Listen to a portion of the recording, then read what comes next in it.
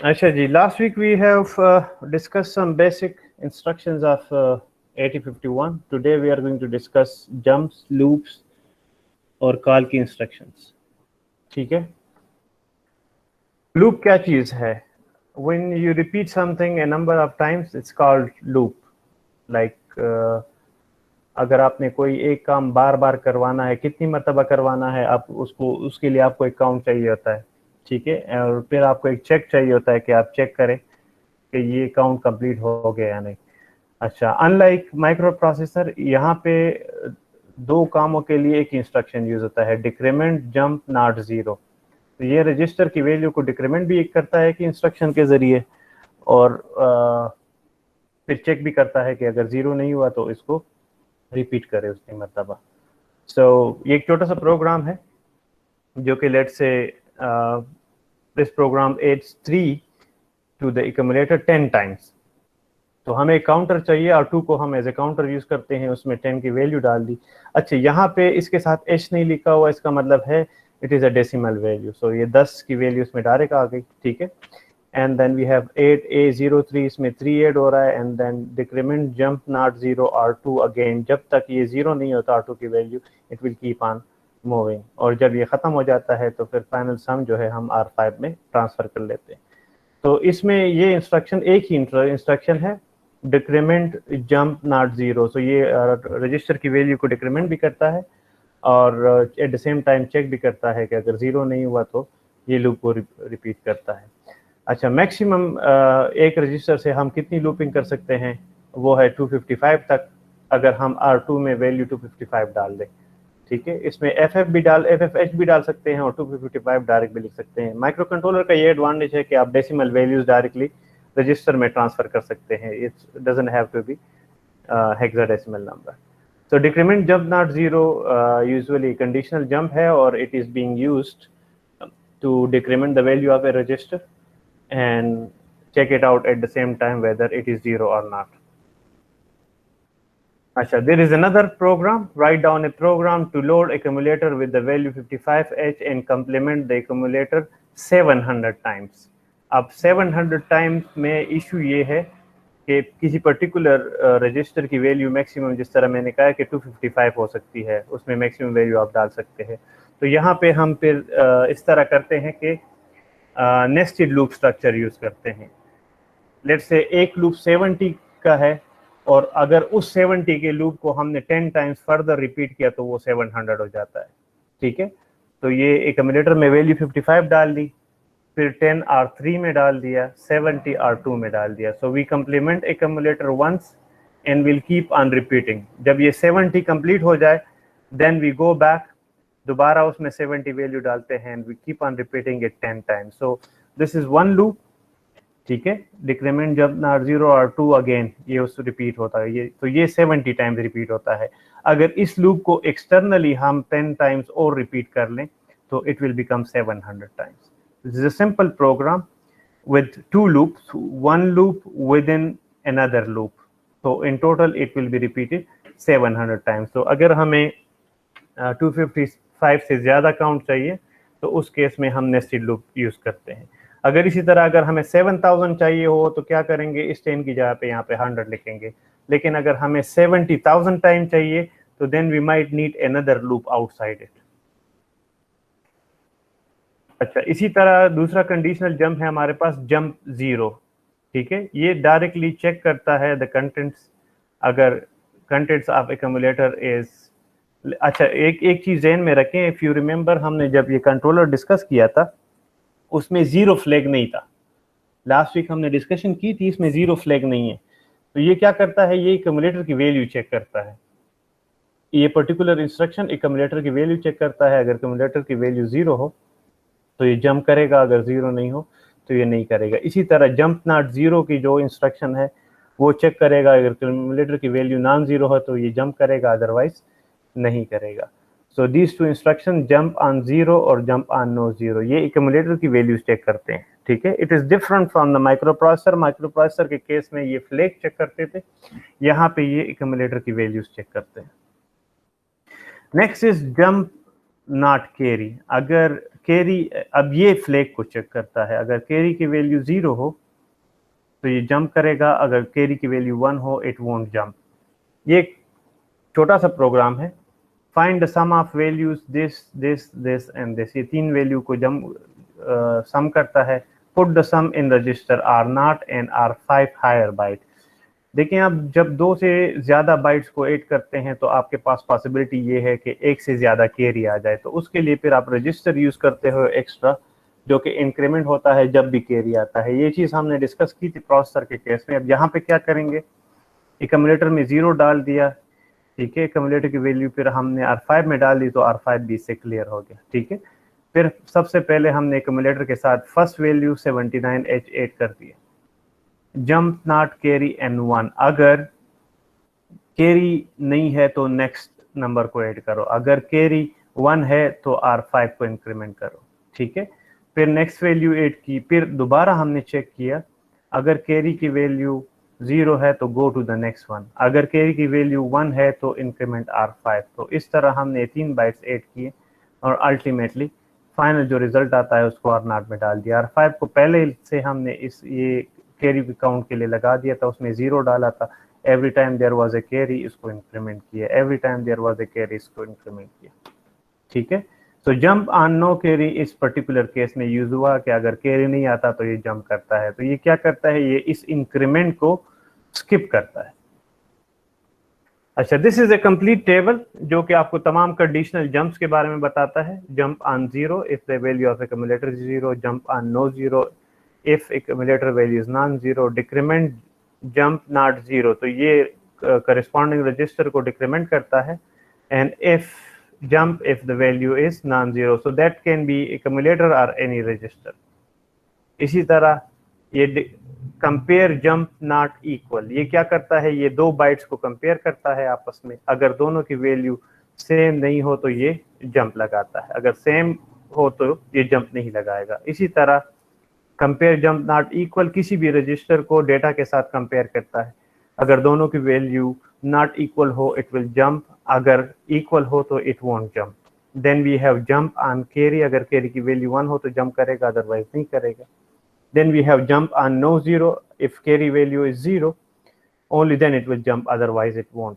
इसी तरह के अलावा हमारे पास है जंप ऑन बिट, किसी भी स्पेसिफिक बिट को चेक करके अगर उसकी वैल्यू 1 है तो ये जंप करेगा, अदरवाइज नहीं करेगा। ये फ्लैग के साथ इसका ताल्लुक नहीं है, ये किसी भी बिट को चेक करता है, अगर उस बिट की वैल्यू 1 हो तो ये जंप करेगा, अदरवाइज नहीं करेगा। Then similarly we have jump not bit, इसका मतलब है कि अगर ए पर्टिकुलर बिट जिसको हम चेक कर रहे हैं अगर उसकी वैल्यू 0 है तो ये जंप करेगा, अदरवाइज नहीं करेगा।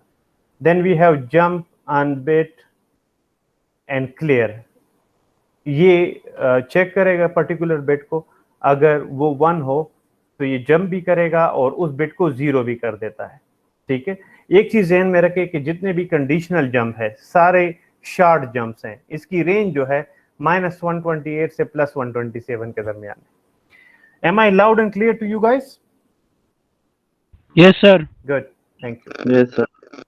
तो इसकी हमारे पास जंप्स जो है एक्चुअली 2 टाइप के हैं, लॉन्ग जंप्स और शॉर्ट जंप, ठीक है। लॉन्ग जंप हमेशा जो है वो अनकंडीशनल होता है, ठीक है, और ये आप पूरे 64 किलोबाइट की मेमोरी में कहीं पे भी जंप लगा सकते हैं, ठीक है। और इसका साइज है वो 3 बाइट का इंस्ट्रक्शन है लॉन्ग जंप। लॉन्ग जंप आप लिखते हैं और लोकेशन स्पेसिफाई करते हैं। इसका रेंज 000 से लेकर FFFH तक है, which is 64 kilobyte of memory. Short jump on the other hand 2 byte का इंस्ट्रक्शन है, लेकिन इसकी रेंज जो है +127, मीन आप फॉरवर्ड 127 बाइट जा सकते हैं, बैकवर्ड आप 128 बाइट जा सकते हैं फ्रॉम द करंट लोकेशन। ये अपनी करंट लोकेशन से या पीछे जो है -128 बाइट लोकेशन तक जा सकता है, आगे +127 तक जा सकता है। इसका एडवांटेज ये है कि इसका साइज छोटा है, 2 बाइट का इंस्ट्रक्शन है। डिसएडवांटेज ये है कि इसका रेंज जो है ये -128 से लेकर +127 तक। जितने भी हमारे पास कंडीशनल जंप है वो सारे के सारे शॉर्ट जंप्स हैं, ठीक है। S jump by default unconditional jump है, बाकी जितने भी कंडीशनल जंप है, jump on no carry, jump on carry, jump on zero, decrement jump not zero, ये सारे जो है शॉर्ट जंप्स है और इनकी रेंज -128 से लेकर +127 तक है। ये एक छोटा सा एग्जांपल है कि जब आप कहते हैं जंप जीरो नेक्स्ट, नेक्स्ट ये वाली लोकेशन है, ठीक है, तो ये इस लोकेशन से यहाँ तक आने के लिए क्या करता है, 006 इसको 8 करता है इसके साथ एंड इट रीच देयर, ठीक है। इसी तरह अगर आप ये दूसरा है jump on no carry, this is a short jump here, this is a short jump, ठीक है। तो ये चूंकि छोटा सा कोड है इसकी रेंज कम है, जब लंबा कोड लिखते हैं और आपकी रेंज +127 से आगे चली जाती है then you have to use long jump. यहाँ पे सिर्फ शॉर्ट जंप यूज हुए हैं, ये जंप जीरो शॉर्ट जंप है, jump on no carry short jump है, ठीक है। इसी तरह jump no carry short jump है, short jump here, this is an infinite loop and this is also a short jump. अच्छा, इसके अलावा कॉल इंस्ट्रक्शंस हैं हमारे पास, यहाँ पे 2 कॉल इंस्ट्रक्शंस हैं, एक लॉन्ग कॉल और एक absolute call. Long call 3 byte का इंस्ट्रक्शन है और इसकी रेंज आप सब रूटीन को 64 किलोबाइट मेमोरी में कहीं पे भी लिखते हैं तो you can use long call and you can go to that particular location. इसी तरह एब्सोल्यूट कॉल, ये 2 बाइट की इंस्ट्रक्शन है, इसकी रेंज जो है 2 किलोबाइट तक है, लेकिन शुरू के 2 किलोबाइट, अगर आपने कोई फंक्शन या सब रूटीन शुरू के 2 किलोबाइट मेमोरी लोकेशंस में लिखा हुआ है so you can use absolute call. इसका एडवांटेज ये है कि ये 2 बाइट की इंस्ट्रक्शन है, ठीक है। इसमें 11 बिट जो है वो यूज होते हैं to access the 2 kilobyte memory, ठीक है। अगर फर्स्ट 2 किलोबाइट के बाद आपने कहीं पे इंस्ट्रक्शन या सब रूटीन लिखी हुई है you can not use absolute call, उसके लिए लॉन्ग कॉल यूज होता है। अच्छा, दोनों के लिए लॉन्ग कॉल हो या एब्सोल्यूट कॉल हो, दोनों के लिए एक ही रिटर्न इंस्ट्रक्शन यूज होती है which bring you back to the main program. अब ये एक छोटा सा एग्जांपल है, हमने ये कोड लिखा हुआ है org0, यहाँ से स्टार्ट किया हुआ है, ये सारा कोड लिखा हुआ है, इसमें एल कॉल डिले, देखिए लॉन्ग कॉल डिले क्यों लिखा हुआ है, इसलिए कि डिले हमने 300H में लिखा हुआ है। 300H 2 किलोबाइट से बाहर की रेंज की मेमोरी है, ठीक है। इट इज समवेयर इन 3 और 4 किलोबाइट मेमोरी रेंज। तो ये एक छोटा सा सिंपल लूपिंग बेस्ड वो है, सब रूटीन है। जब भी आप एल कॉल डिले लिखेंगे तो ये particular amount of delay generate होगा इससे, ठीक है। तो ये प्रोग्राम पहले 55 एक्यूमुलेटर में डालता है, उसको पोर्ट पे भिजवाता है, फिर डिले जनरेट करता है, फिर 0AH को एक्यूमुलेटर में डालता है, उसको पोर्ट पे भिजवाता है और एल कॉल डिले यूज करता है and then it repeats this whole program again and again. अगर ये प्रोग्राम आप लोग टील में कंपाइल करेंगे और प्रोटियस में रन करेंगे और पोर्ट 1 के साथ LEDs लगाएंगे so you will see those LEDs blinking again and इस तरह मूव नजर आएगा आपको कि data Aahista Aahista left to right या राइट टू लेफ्ट मूव हो रहा है, ठीक है। AAA और 555 एक्चुअली एग्जैक्टली इसके बिट्स अपोजिट हैं। One is 0 1 0 1 0 1 0 1 and the other one is 1 0 1 0 1 0 1 0, ठीक है। और ये एक छोटा सा डिले जनरेट करने के लिए प्रोग्राम है, ठीक है। ये 255 की लूप है और फिर उसको दोबारा रिपीट हुआ है, तो it kind of generate a small amount of delay. अच्छा, इस दौरान जब भी आप एल कॉल यूज करते हैं तो आपकी नेक्स्ट इंस्ट्रक्शन का जो एड्रेस होता है वो ऑटोमेटिकली स्टैक मेमोरी में स्टोर हो जाता है। 07 00 जो इसका हायर बाइट है पहले हायर मेमोरी लोकेशन में स्टोर होता है और इसका जो लोअर बाइट है वो लोअर मेमोरी लोकेशन में स्टोर होता है। तो जब भी आप सब रूटीन वगैरह कॉल करते हैं, कॉल की इंस्ट्रक्शन यूज करते हैं, आपकी नेक्स्ट इंस्ट्रक्शन जो है, इसलिए कि जब इसने वापस जाना है तो इस इंस्ट्रक्शन पे जाना है, वापस इसी इंस्ट्रक्शन पे नहीं जाना, नेक्स्ट इंस्ट्रक्शन पे जाना है, तो उसकी मेमोरी लोकेशन जो है वो स्टैक मेमोरी में स्टोर हो जाती है। अच्छा, दिस इज अनदर केस, जब भी आप किसी सब रूटीन को कॉल करते हैं तो then you might have to store the value contents of register. तो यहाँ पे पुश 4 पुश 5, मतलब जब आप कॉल करते हैं उसके बाद इनसाइड द सब रूटीन आप फर्दर चीज़ों को स्टोर कर सकते हैं। जैसे यहाँ पे पुश 4 है तो R4 की वैल्यू स्टोर हो जाती है, इसी तरह पुश 5 करेंगे तो R5 की वैल्यू स्टोर हो जाती है, ठीक है। ये PCL और PCH का मतलब है प्रोग्राम काउंटर की लोअर बाइट और प्रोग्राम काउंटर की अपर बाइट, जब भी आप एल कॉल यूज करते हैं, ठीक है। देन यू पुश, तो R4 की वैल्यू, पुश 4 मीन R4 की वैल्यू यहाँ पे स्टोर हो गई 0A में, ठीक है। यहाँ पे R4 में हमने वैल्यू डाली थी 99, 67 हमने R5 में डाली थी। उसके बाद जब हमने डिले कॉल किया और वहाँ पे पुश 4 और पुश 5 किया, तो देखिए R4 की वैल्यू यहाँ पे स्टोर हो गई और R5 की वैल्यू नेक्स्ट वैल्यू पे स्टोर हो गई। जब ये सारा डिले प्रोग्राम खत्म हो गया, then we use pop 5 and pop 4, तो इनकी वैल्यूज वापस जो है मेन प्रोग्राम में रिट्रीव हो जाती है। इनका ऑर्डर याद रखें, अगर आपने पहले पुश 4 किया है और बाद में पुश 5 किया है, तो पहले जो आखिर में किया है लास्ट इन फर्स्ट आउट, उसी को पहले पॉप करें। अच्छा, देयर इज अनदर केस जहाँ पे आप मल्टीपल सब रूटीन्स को कॉल करते हैं, एल कॉल सब रूटीन 1, एल कॉल सब रूटीन 2, एल कॉल सब routine 3।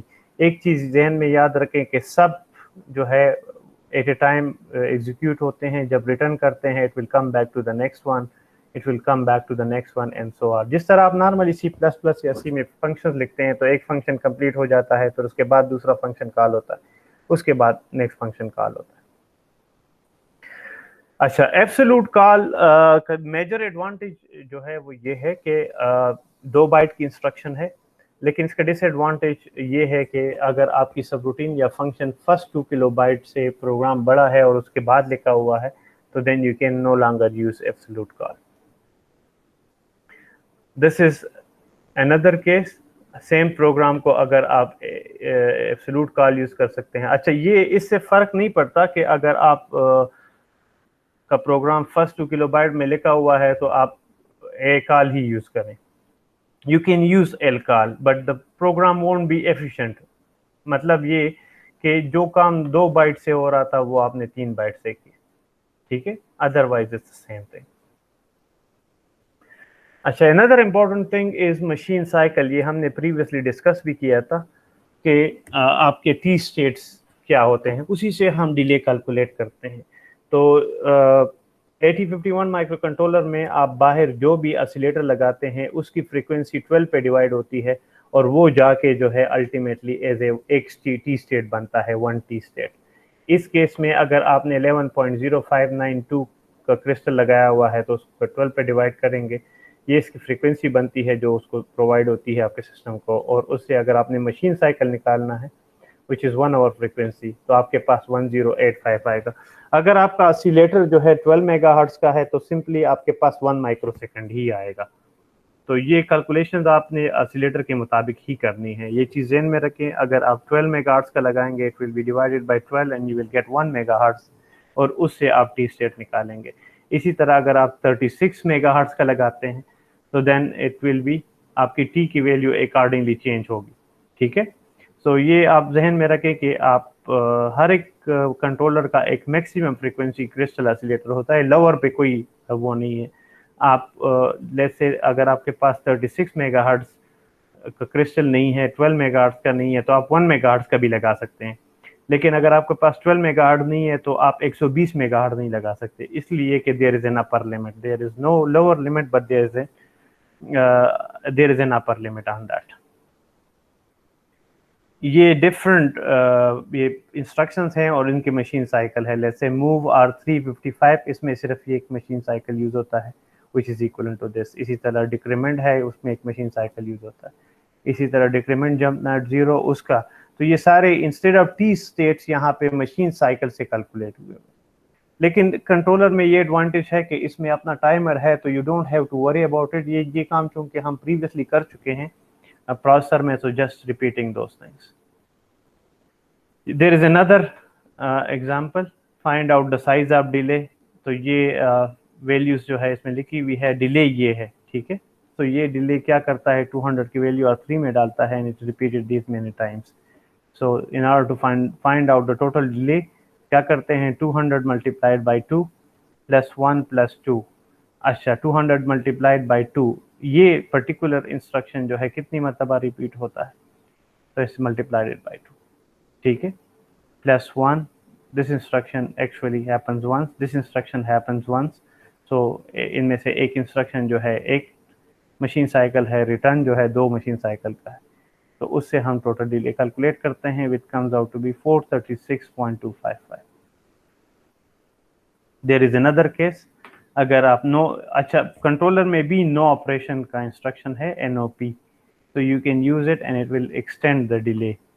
So this is how it is increased. There is another case. तो ये 2-3 एग्जांपल्स हैं, आप इस पे जो है थोड़ा सा प्रैक्टिस कर लें। अच्छा, जो मेजर चीज़ें हैं इम्पोर्टेंट, एक तो क्रिस्टल की फ्रीक्वेंसी है, ठीक है। दूसरा, original machine cycle duration is actually at 12 clocks for 8051, but Philips के लिए ये डिफरेंट है, डेलस के लिए डिफरेंट है, 89C420 के लिए ये डिफरेंट है। तो ये चीज़ ध्यान में रखें कि दीज कोड्स आर कंपैटिबल, लेकिन मशीन साइकिल जो है ये इनके डिफरेंट है। तो जब आप डिले कैलकुलेट कर रहे हो डिफरेंट चिप के लिए तो ये टेबल यूज करेंगे। नेक्स्ट चीज आती है input and output port programming.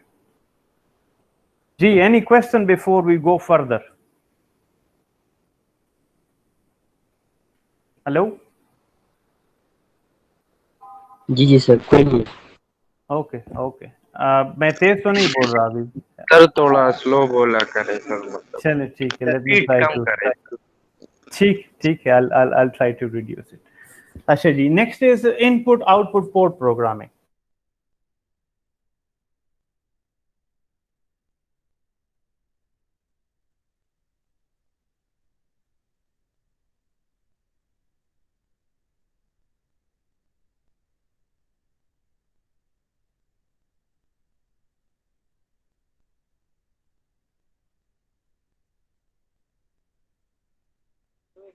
Hello sir जी की आवाज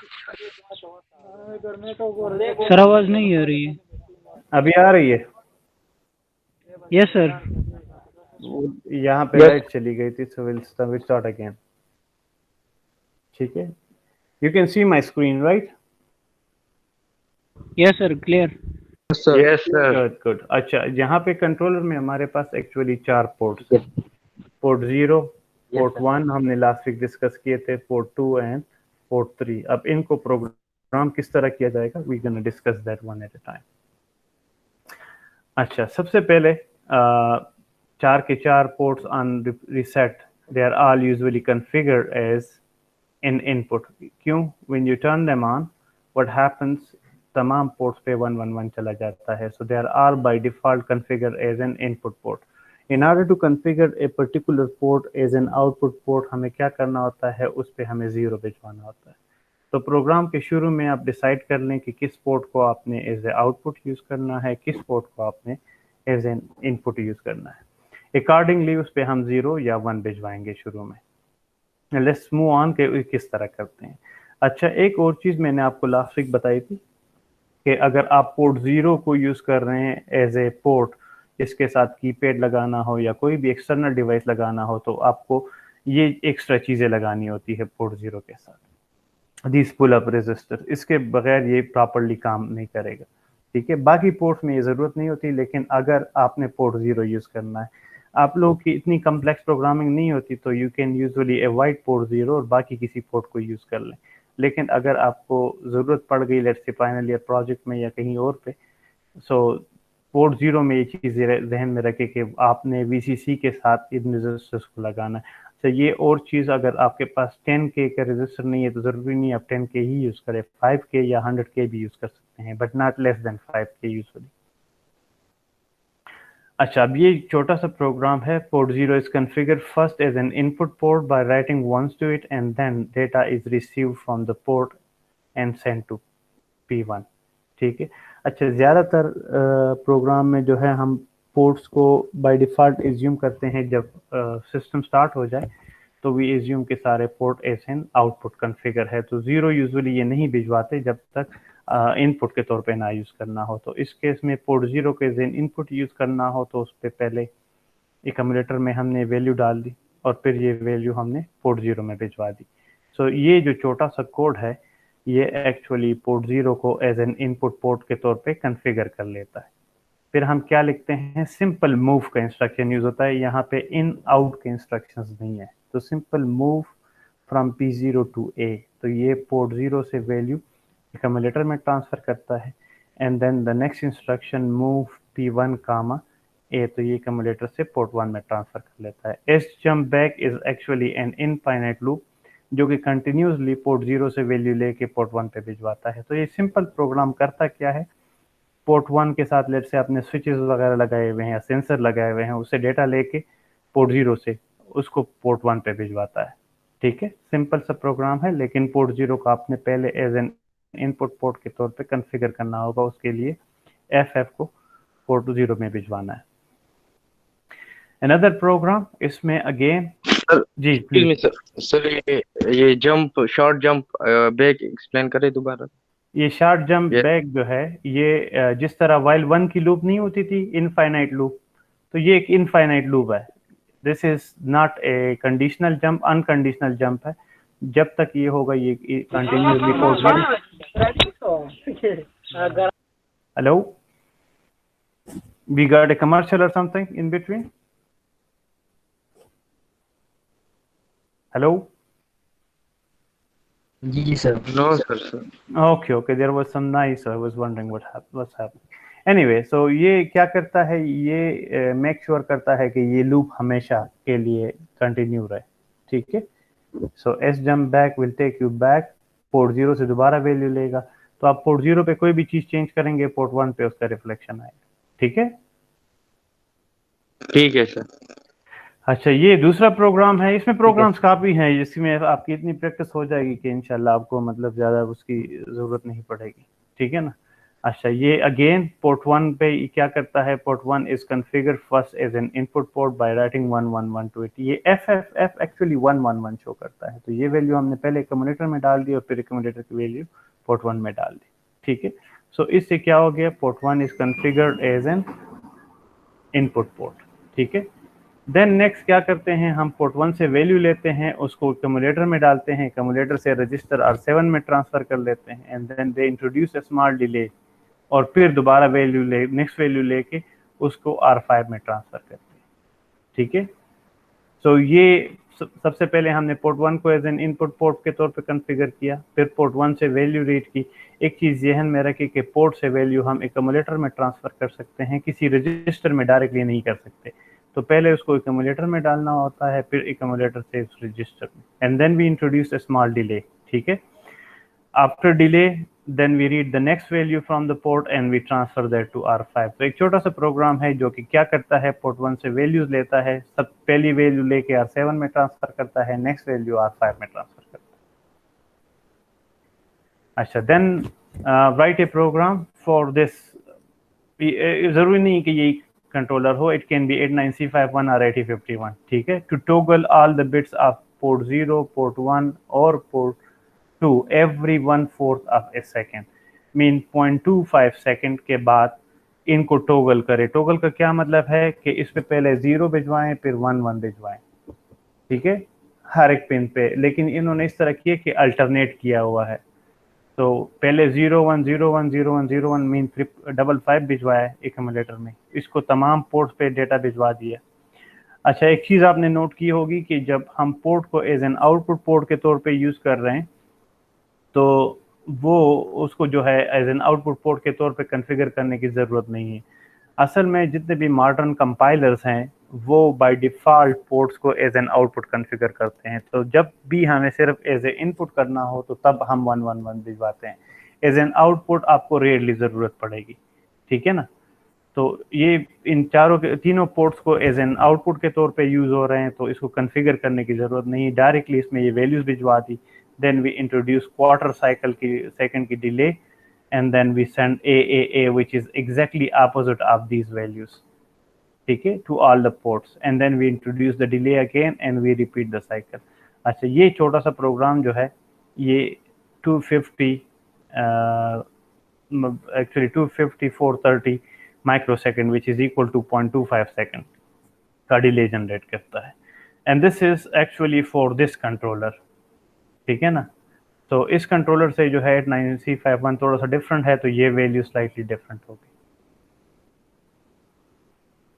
okay the same there is another case, यहाँ पे ये है कि अगर आपने पोर्ट 1 पे सिर्फ वो करना है, so you can transfer 55 to A, send it to the port, introduce the delay, then send AA to the port and then introduce the delay, सिर्फ अगर एक पोर्ट को करना हो। अब इस सेम प्रोग्राम को अगर आप एफिशिएंटली लिखना चाहें तो it can be written like this, it can be written like this. ठीक है, यही प्रोग्राम जो है यहाँ पे भी इस तरह भी लिखा जा सकता है कि आप 55 करके डिले जनरेट कर दे, देन AA करके डिले जनरेट करें and you repeat it, so number of instructions are reduced. इसी तरह अगर आप 55 को एक्यूमुलेटर में डालें, उसकी वैल्यू P1 पे डाल दें, डिले जनरेट करें और फिर उसको कम्प्लीमेंट करें, बिकॉज 55 और AA एग्जैक्टली एक दूसरे के वंस कम्प्लीमेंट है। तो द सेम प्रोग्राम यहाँ पे देखिए कितने इंस्ट्रक्शंस हैं, यहाँ पे 7 इंस्ट्रक्शंस हैं, यहाँ पे 5 इंस्ट्रक्शंस हैं, यहाँ पे 5 इंस्ट्रक्शंस हैं। तो सेम प्रोग्राम आप डिफरेंट तरीकों से लिख सकते हैं। सर ये प्रोग्राम में ये डिले हम क्यों जनरेट करते हैं? ये तो यहाँ पे रिक्वायरमेंट है, लेकिन जनरली आपने अगर 2-3 इवेंट्स को करना हो तो उसको जाहिर बात है सीक्वेंस करेंगे। You want to see the difference, so you have to wait, और वो वेट के लिए हमें डिले यूज चाहिए होता है। ठीक है, ये पर्टिकुलर प्रोग्राम जब आप रब करें उसको राइट कप करेंगे और पोर्ट 1 के साथ आप LEDs लगाएंगे, you will see that they will be blinking. ठीक है, तो वो ब्लिंकिंग के लिए जाहिर बात है ऑन, और फिर थोड़ी देर के लिए उसको ऑन रहना है, फिर उसके बाद ऑफ रहना है, तो ऑन ऑफ में टाइम डिले चाहिए होता है। Yes sir. अच्छा, इसके अलावा आप इंडिविजुअल पिन्स को जो है, मैं ज़रूरी नहीं कि पोर्ट, आप इंडिविजुअल पिन को जो है एक्सेस कर सकते हैं। जैसे कि ये है कम्प्लीमेंट पिन 1.2 और डिले जनरेट किया, तो ये स्क्वायर वेव जनरेट करता है। देखें, ये डिले जनरेट किया, पहले 1, फिर दोबारा कम्प्लीमेंट किया, फिर 0 1 0 1, तो ये एक तरह से स्क्वायर वेव फॉर्म जनरेट करता है। ठीक है, there is another program which does exactly the same thing. आप पहले इसको सेट करें, डिले जनरेट करें, फिर क्लियर करें, फिर डिले जनरेट करें। अब यही प्रोग्राम यहाँ पे 5 लाइंस में लिखा हुआ है। ठीक है, आप हर एक पोर्ट के इंडिविजुअल पिन्स को एक्सेस कर सकते हैं यूजिंग दीज इंस्ट्रक्शन, हर एक पोर्ट के इंडिविजुअल पिन्स को। ठीक है, complement it can B use for pin complementation, तो अगर पहले 1 हो तो 0 करता है, 0 हो तो 1 करता है। इसी तरह you can use set bit का इंस्ट्रक्शन। सेट बिट क्या करता है, उस पर्टिकुलर पिन को 1 करता है। अगर आप क्लियर का इंस्ट्रक्शन यूज करते हैं तो वो उसको क्लियर करता है। डिले का प्रोग्राम हमने पहले से लिखा हुआ था, so we are not writing that again here. ठीक है, अगेन यहाँ पे दोनों जगह पे जो है इनफाइनाइट लूप लगा हुआ है, एस जंप बैक, इसी तरह यहाँ पे S jump again, so it's an infinite loop that keep on repeating forever. अच्छा, there is another program, write down a program to create a square wave of 50 duty cycle. Duty cycle मतलब ये कि कितने time के लिए ये on होगा, फिर कितने के % टाइम के लिए ऑफ होगा। तो 50% का मतलब ये है कि ये जितने टाइम के लिए 1 है उतने टाइम के लिए 0। ठीक है, अच्छा, हम एक पर्टिकुलर पिन पे ये जनरेट करते हैं, तो सबसे पहले क्या करेंगे कि उस पिन को हमने 1 किया, फिर डिले इंट्रोड्यूस किया, 1 करने के बाद डिले इंट्रोड्यूस किया। ठीक है, फिर उसको 0 किया, 1 से 0, फिर डिले इंट्रोड्यूस किया, एंड एस जंप भी रिपीटेड।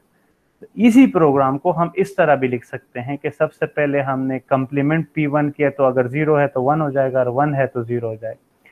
फिर डिले जनरेट किया and S jump here it will repeat. तो ये दोनों प्रोग्राम जो है इंडिपेंडेंटली अगर ये भी यूज करते हैं या ये यूज करते हैं, तो दोनों प्रोग्राम जो है आपको स्क्वायर वेव जनरेट करके देते हैं। सिंपल प्रोग्राम है ना, जो कि एक पर्टिकुलर पिन पे आपको स्क्वायर वेव जनरेट करके दे देते हैं। ठीक है, यस सर, ठीक है सर। अच्छा, ये दिस इज द टेबल, जो कि अगर आपने इंडिविजुअल पिन या इंडिविजुअल बिट को ऑन ऑफ करना हो तो उसके लिए सेट बिट पर्टिकुलर बिट या पिन को 1 करता है, क्लियर बिट ये पर्टिकुलर पिन या पर्टिकुलर बिट को 0 करता है, कंप्लीमेंट क्या करता है, अगर प्रीवियस वैल्यू उस बिट की 1 हो तो उसको 0 करता है, अगर प्रीवियस वैल्यू 0 हो तो उसको 1 करता है। देन जंप बिट ये चेक करता है कि पर्टिकुलर बिट 1 है, तो अगर 1 है तो टारगेट पे जंप करता है, अदरवाइज नहीं करता। इसी तरह जंप नो बिट ये बिट को चेक करता है, अगर बिट 0 है तो टारगेट पे जंप करता है, अगर बिट 1 है तो नहीं करता। देन जंप बिट क्लियर ये हमने अर्लियर डिस्कस भी किया था कि ये बिट को चेक करता है, अगर बिट 1 हो तो ये उसको क्लियर भी करता है और जंप भी करता है। ठीक है, so this is how it works. Next is ये इंस्ट्रक्शन भी बिट वाइज है, ठीक है। ये एक चीज जहन में रखें कि अगर आप पोर्ट को एक्सेस कर रहे हैं, ठीक है, तो उसके लिए मूव इंस्ट्रक्शन यूज होता है। Move instruction can be also use to read data from a pin, लेकिन पिन से डेटा हम कहाँ पे स्टोर कर सकते हैं, उसके लिए कैरी यूज होता है। जिस तरह आप पोर्ट से रीड करते हैं तो एक्यूमुलेटर में आता है, अगर आपने पिन से रीड करना हो तो वो कैरी में जाएगा। कैरी एक्यूमुलेटर के तौर पे काम करता है एक पर्टिकुलर 1 बिट के लिए, ठीक है। इसके अलावा अगर ये पर्टिकुलर इंस्ट्रक्शन है जंप नॉट बिट पिन, तो ये पिन को चेक करता है, अगर पिन 0 हो तो ये टारगेट पे जंप करेगा, अदरवाइज नहीं करेगा। ये पर्टिकुलर जो है ये पिन को चेक करेगा, अगर ये 1 हो तो टारगेट पे जंप करेगा। तो ये बिट वाइज इंस्ट्रक्शंस हैं और बाइट वाइज ये एक इंस्ट्रक्शन मेंशन किया हुआ है। अच्छा, बात है एक दूसरे प्रोग्राम की तरफ। Write a program to perform the following, keep monitoring pin 1.2 bit until it become high. अब ये जो कि इंडस्ट्री से रेलेवेंट चीजें आ जाती है, ठीक है ना। ये क्या करता है, एक पर्टिकुलर स्टेटस को चेक करता है, जब तक वो एक्टिव ना हो कोई एक्टिविटी नहीं करता।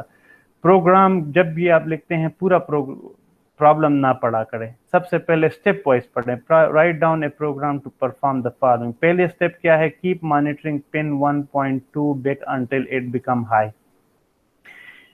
कीप मॉनिटरिंग, मॉनिटरिंग का मतलब ये है कि कोई चीज आपने चेक करनी है continuously, that means you have to read it. Read करने के लिए क्या करना होगा, सबसे पहले आपने इसको कॉन्फ़िगर करना है एज एन इनपुट। जब तक वो इनपुट नहीं होगा आप इसे वैल्यू रीड नहीं कर सकते। तो सबसे पहले सेट बिट P1.2, ये क्या करता है, it will configure it as an input. Set bit का मतलब है कि इसको 1 किया, 1 करने से ये एज एन इनपुट कॉन्फ़िगर हो जाता है, ठीक है। फिर क्या करता है, द नेक्स्ट थिंग इज, अभी हमने इसको मॉनिटरिंग स्टार्ट नहीं की, ठीक है ना। When pin 1.2 become high, right 45H two port 0। अच्छा, आप ये वाला इंस्ट्रक्शन फिलहाल इग्नोर करें, इसलिए कि फर्स्ट प्रोग्राम के मुताबिक ये वाला काम आपने करना है। Jump not bit P1.2 again, ये पर्टिकुलर इंस्ट्रक्शन क्या करता है, ये इस पर्टिकुलर पिन को चेक करता है, जब तक वो पिन 1 नहीं होता वो ये इसी लूप में रहेगा, ये सारी जिंदगी इसी लूप में रहेगा। जो ही इसकी वैल्यू 1 हो जाएगी ये लूप से निकल आएगा, ठीक है। तो ये जो इंस्ट्रक्शन इधर लिखा हुआ है ये आप इधर भी लिख सकते हैं, ठीक है ना। तो when pin 1.2 become high, right value 45 two port 0। तो 45 को पहले ए में डाल दे, फिर ए की वैल्यू पोर्ट 0 में डाल दे। सो सेकंड स्टेप भी हो गया। थर्ड स्टेप क्या है, send a high to low pulse to pin 2.3। High to low का मतलब ये है पहले उसको सेट करो, फिर यूजुअली यहाँ पे थोड़ा सा डिले अगर आप जनरेट कर लें तो अच्छा होता है, ठीक है ना। आप एक्चुअली जब इम्प्लीमेंट करेंगे तो होता ये है कि जब आप 1 भिजवाते हैं उसके फौरन बाद 0 भिजवाते हैं तो अक्सर पिन में वो 1 आता है और 0 वो दोनों एक सेम टाइम पहुंच जाते हैं, तो आपको ये प्रॉपर पल्स नहीं मिलता। तो यहाँ पे एक छोटा सा डिले एक्चुअल प्रोग्राम में डालना होता है, ठीक है। Let me repeat this thing again. Write a program to perform the following. The first thing is keep monitoring P1.2 bit until it become high. To monitor something, you have to configure it as an input. तो हमने ये पहला वाला instruction use किया, set bit P1.2। इसको ये क्या करता है, ये इस पे 1 भिजवाता है, so it will be configured as an input pin। उसके बाद क्या है, jump not bit P1.2 again। ये इसको चेक करता है कि जब तक ये 0 हो तो ये इसी लूप में रहे, जो ये 1 हो जाता है इस लूप से निकल आता है। ये जो इंस्ट्रक्शन इधर लिखी हुई है you can write it down here, इसलिए कि नेक्स्ट जॉब क्या है, when pin 1.2 become high, right value 45 two port 0। तो पोर्ट 0 पे डायरेक्ट रीड आप नहीं लिख सकते, तो पहले एक्यूमुलेटर में डाल दिए, फिर उसको पोर्ट 0 में डाल दिया। उसके बाद क्या करना है, send a high to low pulse. तो पहले सेट बिट P2.3, यहाँ पे मुझसे रह गया लेकिन आप काइंडली यहाँ पे एक छोटा सा लिख दे, ए का डिले। तो वो डिले का नीचे आपने सबट्यून लिखना है, लेकिन यहाँ पे डिले इंट्रोड्यूस करें और उसके बाद क्लियर करें। तो एक्चुअली जब आप high to low signal generate करेंगे अपने एक्चुअल हार्डवेयर में, तो वहाँ पे आपको ये डिले इंट्रोड्यूस करना होगा। So there is another program, assume that bit P2.3 is an input, ठीक है। and represent the condition of an O1. O1 तो जानते हैं ना आप लोग. If it goes high, जो ही ये high हो जाए, it means that O1 is hot.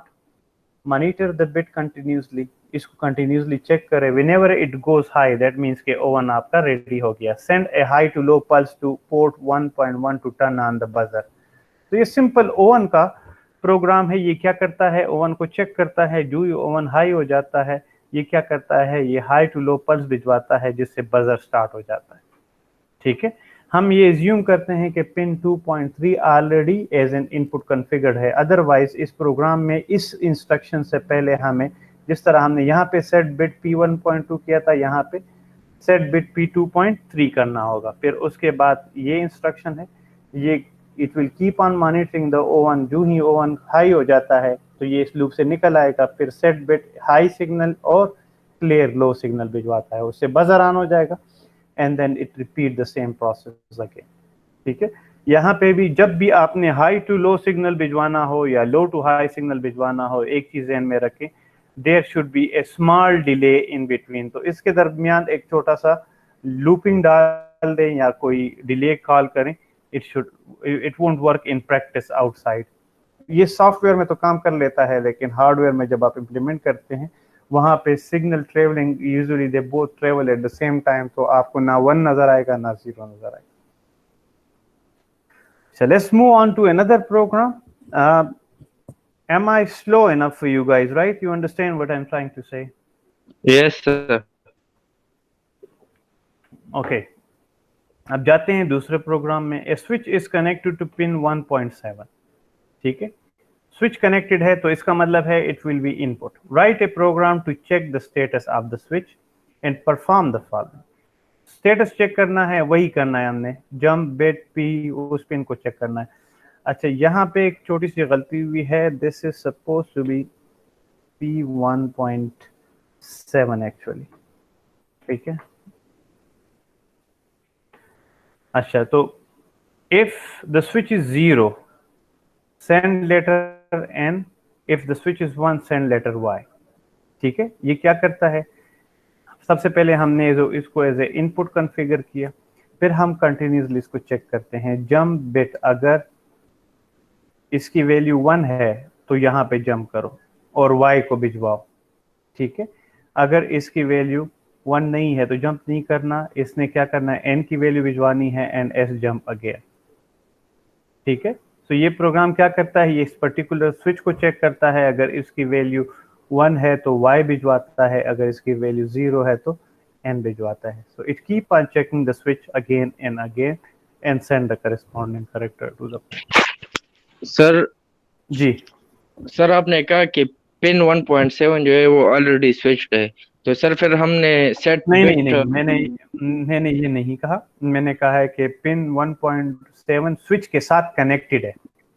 Yes sir. Switch नहीं है. तो अगर स्विच का स्टेटस 0 हो, ठीक है, तो ये क्या करेगा, N भिजवाएगा. अगर 1 हो तो जंप ऑन बिट करेगा, इधर आएगा और फिर Y भिजवाएगा, जिस तरह यहाँ पे कहा गया. नहीं सर, मैं कह रहा हूँ जो पिन 1.7 है वो तो स्विच के साथ कनेक्टेड है ना सर. तो सर फिर हम सेट बिट P1.7 क्यों लिख रहे हैं सर, वो तो ऑलरेडी. अच्छा, ये स्विच के साथ कनेक्टेड है. हमने सेट बिट इसलिए लिखा है कि हम इस पर्टिकुलर पिन को एज एन इनपुट कॉन्फ़िगर कर रहे हैं. अगर किसी पिन को आप एज एन इनपुट के तौर पे यूज कर रहे हैं तो पहले उसको कॉन्फ़िगर करना पड़ेगा कि ये इनपुट हो गया. ठीक है, तो ये फर्स्ट इंस्ट्रक्शन उसको इनपुट कॉन्फ़िगरेशन के लिए यूज होता है. बाय डिफॉल्ट पिन का स्टेटस आउटपुट होता है. ठीक है सर. जी, someone else was asking something. Sir लेकिन जी इसके बारे में मुझे थोड़ा सा कंफ्यूजन है सर. पहले से हमने इसको सेट किया, जब हमने नीचे आके set फिर नहीं हम किया. इसे, ये पहला जी. इंस्ट्रक्शन जो होता है ना, ये कॉन्फ़िगरेशन के लिए यूज होता है. अगर हमने किसी पोर्ट को यूज करना है एज एन इनपुट तो उस पे FF भिजवाते हैं. अगर किसी पिन को करना है तो उसके लिए सेट बिट का इंस्ट्रक्शन यूज होता है. Okay sir, thank you. ठीक है ना, ये कॉन्फ़िगरेशन है, ये प्रोग्राम नहीं है. मीन ये इसको 1 नहीं भिजवाता. ये क्या करता है, ये इसको एज एन इनपुट के तौर पे कॉन्फ़िगर करता है. ठीक है clear sir, clear. Okay. Next, if a switch is connected to pin 1.7, there is another case. Write a program to check the status of the switch and perform the following. If it is 0, send N to P2, otherwise Y. It's almost the same program. Do you see any difference? No sir. अच्छा, इस case में यही प्रोग्राम यहाँ पे use carry flag to check the switch status है। यहाँ पे हमने जंप बिट यूज किया था, नजर आ रहा है? Yes sir. यहाँ पे हम कैरी फ्लैग को यूज करेंगे। तो हम क्या करेंगे, पहले वही उसको कॉन्फ़िगर किया, फिर उसकी वैल्यू रीड की, कैरी में डाल दी। तो अगर कैरी की वैल्यू 1 है तो वो यहाँ पे जंप करेगा, अगर 0 है तो ये करेगा। तो ये जो पहला इंस्ट्रक्शन है इसकी जगह पे हमने अभी ये 2 इंस्ट्रक्शन यूज किए, बाकी सेम है। नजर आ रहा है? Yes sir. ठीक है सर ये कैरी फ्लैग है, ये क्या चीज है सर? फ्लैग है, फ्लैग कैरी फ्लैग है। वहां पे 1 बिट का डेटा स्टोर भी हो सकता है। अच्छा ठीक है। अच्छा, then we have another program. A switch is connected to pin 1.0 and an LED is connected to pin 2.7. ठीक है, एक पिन के साथ स्विच लगा हुआ है, दूसरे के साथ LED लगी हुई है। Write down a program to get the status of the switch and send it to LED। ठीक है, ये कह रहा है कि अगर स्विच का स्टेटस ऑन होता है तो LED ऑन करो, अगर स्विच का स्टेटस ऑफ होता है तो LED ऑफ करो। ठीक है, लेकिन चूंकि हम पिन 1.0 स्विच के साथ लगा हुआ है तो सबसे पहले इसको कॉन्फ़िगर करेंगे एज एन इनपुट। तो उसके लिए क्या यूज होता है, सेट बिट। ठीक है, उसके बाद हम क्या करेंगे, स्विच का स्टेटस को कैरी में कॉपी करेंगे और कैरी का स्टेटस जो है वो LED में कॉपी करेंगे। ठीक है, तो जो भी स्टेटस होगा वो उधर डायरेक्ट ट्रांसफर हो जाएगा। ये आप छोटा सा प्रोग्राम है, इसको आप कंपाइल करेंगे और उसमें राइट करेंगे यूजिंग प्रोटियस माइक्रो कंट्रोलर में, और पिन इस पिन के साथ स्विच लगा दें और दूसरे का साथ LED। तो जब आप उस स्विच को ऑन ऑफ करेंगे तो LED ऑन ऑफ होगी। Is that clear? Yes sir, clear sir. ये सबसे छोटा और सिंपल प्रोग्राम है जो कि एक पिन से दूसरे पिन को ऑन ऑफ करता है। Okay, this is exactly the same stuff that I was kind of discussing. एक और चीज जहन में रखें, अगर अब एक क्वेश्चन आता है कि अगर हमसे गलती से मिस हो गया और हमने एक पोर्ट को जो है कॉन्फ़िगर नहीं किया एज एन इनपुट और उससे हम फिर भी रीडिंग करते हैं, तो क्या ये रीडिंग करेगा? नहीं करेगा, इसलिए कि पोर्ट में इंटरनली एक लेच होता है, मेमोरी होती है। तो जब आप इसको एज एन इनपुट कॉन्फ़िगर करते हैं तो ये क्या करता है, बाहर से वैल्यू रीड करता है। लेकिन जब आपने इसको एज एन इनपुट कॉन्फ़िगर नहीं किया और फिर भी आप इससे वैल्यू रीड करने की कोशिश करेंगे तो वो इसके इंटरनल जो लेच है उसकी वैल्यू देगा, बाहर पिन्स पे जो कनेक्टेड है वो नहीं देगा। तो इसलिए जब भी किसी पिन या पोर्ट को आपने एज इनपुट यूज करना है तो सबसे पहले उसको आप कॉन्फ़िगर करेंगे। और कॉन्फ़िगरेशन के लिए क्या होगा, अगर पोर्ट है तो उस पे 0FFH भिजवाएंगे, और अगर पिन है तो आपका इंस्ट्रक्शन होगा set bit that particular pin. Is that clear? Yes sir.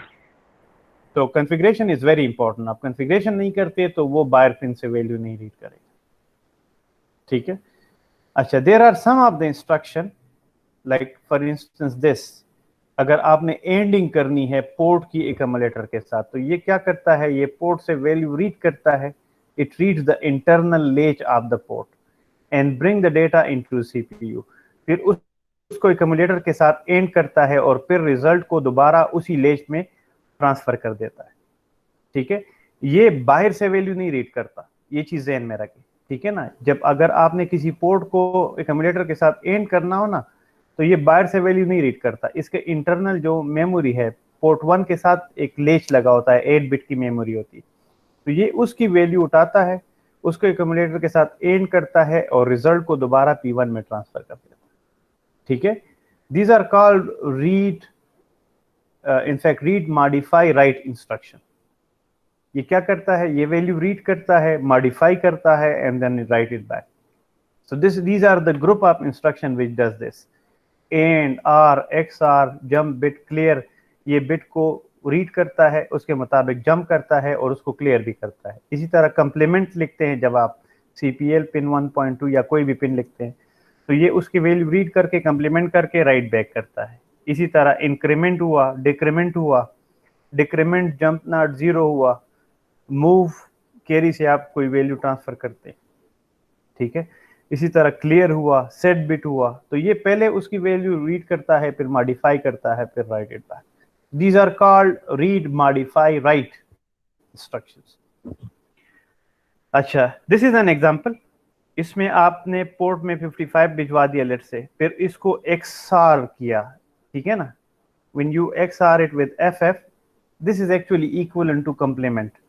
आप किसी भी वैल्यू को 1 के साथ XOR करें तो उसका कंप्लीमेंट आपको मिलता है, ठीक है ना।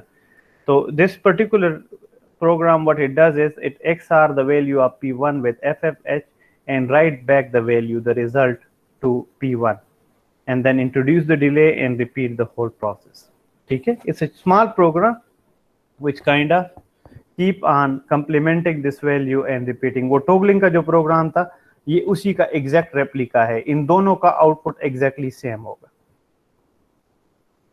नेक्स्ट इज एड्रेसिंग मोड, ठीक है। ये सारे प्रोग्राम जब तक आप लोग खुद कील में राइट करके उसको कंपाइल करके उसको लिखते नहीं है, जो प्रोटीज की इन्वायरमेंट है, इम्प्लीमेंट नहीं करते, it's of no use, you will never understand that. अच्छा, एड्रेसिंग मोड्स आपको याद हो प्रीवियसली भी हमने डिस्कस की हुई थी in case of microprocessor, ठीक है। यहाँ पे I just go through them. In case of microcontroller again there was immediate addressing mode, register addressing mode, direct addressing mode, indirect register and indexing mode.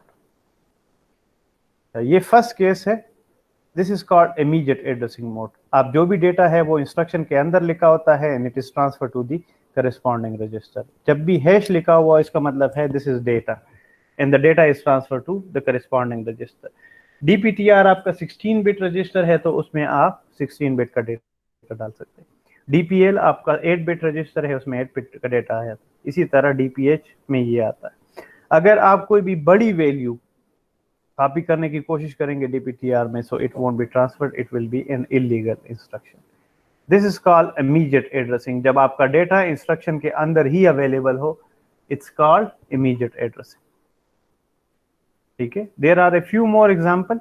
जरूरी नहीं है कि आप data को एक्चुअल वैल्यू लिखे, आप डेटा को equate कर सकते हैं with some name and when you write down those names it will be transferred, the actual value will be replicated, ठीक है।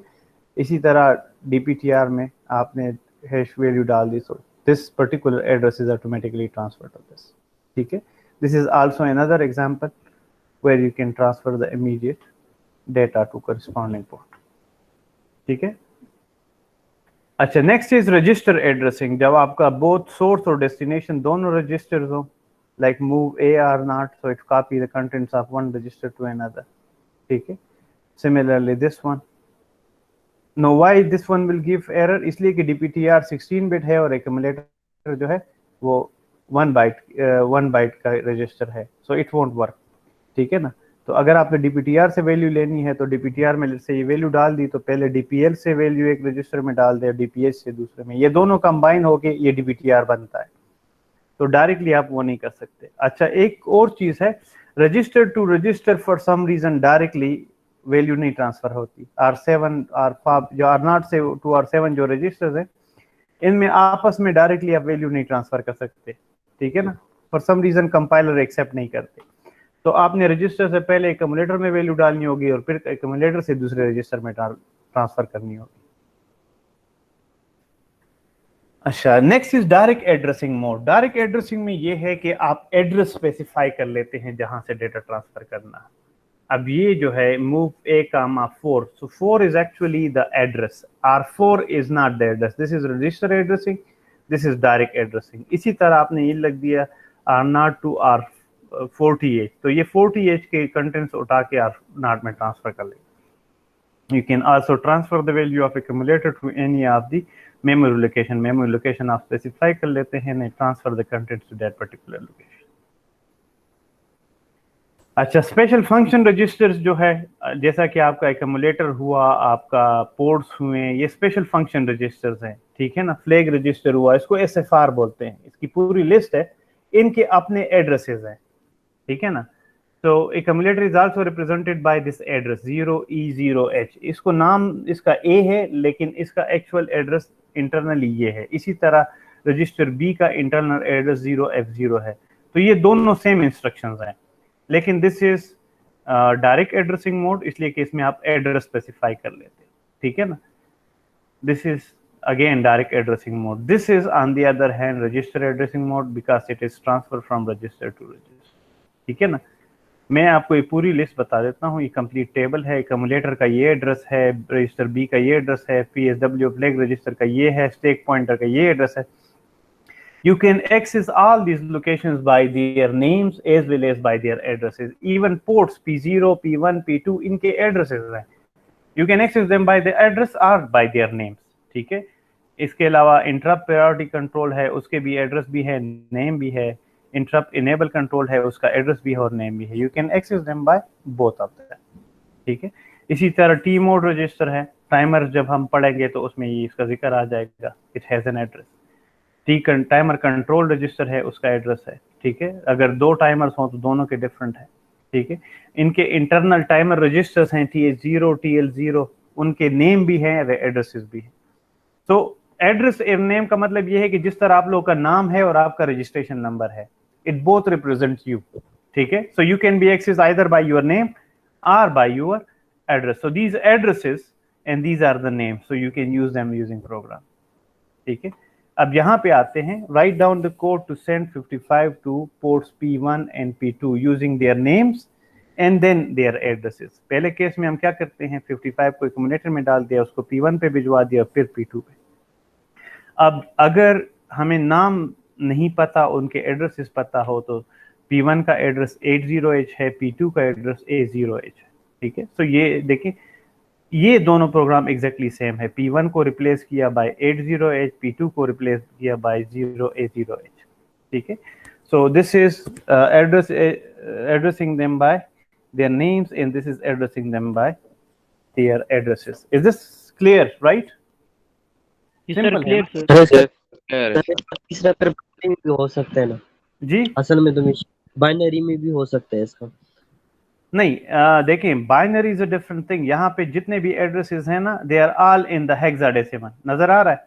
यस सर, यस सर, ठीक है। So you have to access by their addresses like this, ठीक है, ठीक है। आपकी value जो है, they can be decimal, it can be binary, it can be character, it can be string, लेकिन जो एड्रेस हो ना, जहाँ पे हैश नहीं लिखा हुआ, तो that has to be hexadecimal always. Is it clear?